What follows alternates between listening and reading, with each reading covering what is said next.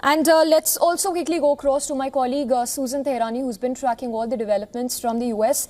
Susan, if you can once again bring us up to speed on the latest statements of Donald Trump, and also help us understand if what is exactly happening at the White House, if he's still in the Situation Room of the White House monitoring the developments closely. So that meeting ended, and Vice President J.D. Vance was out shortly after President Trump put out that statement of a ceasefire, and he talked to the media, and he said after that Situation Room meeting, we decided that this would be the best path forward. Now, the reason for that possibly could be that they got the damage assessment, which they're going to share with Congress tomorrow in a private briefing, by the way, and they decided that the United States mission, at least for what it was, getting rid of Iran's nuclear capabilities to build a bomb, has been eliminated, or as President Trump likes to say, obliterated. Now, to what extent that damage assessment is accurate is another question. Will, the next days and weeks follow, we'll really get a better understanding. But nonetheless, that is when President Trump decided that it's time that he tries to mediate an end to this war, and also of course, exit the United States of anything in the future. That was his biggest concern.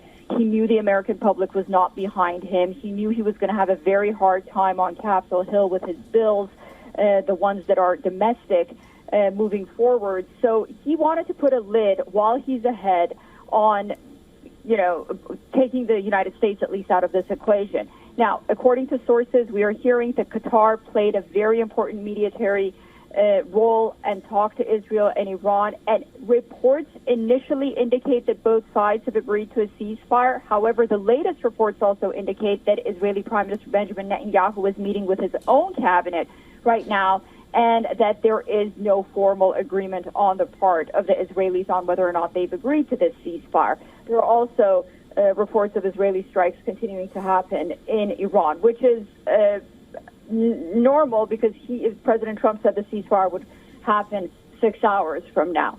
Sources are telling many news outlets, including ours that we talked to, that they have agreed to a ceasefire and the ceasefire will go into effect. But again, there hasn't been an official sort of declaration, and I highly doubt from the Iranian side there's going to be any kind of big official fanfare or declaration, because they also have a domestic audience to tend to as well. And what we're seeing from Iranian television and media, they're still sort of bad-mouthing Donald Trump and Benjamin Netanyahu, which they will continue to do, obviously.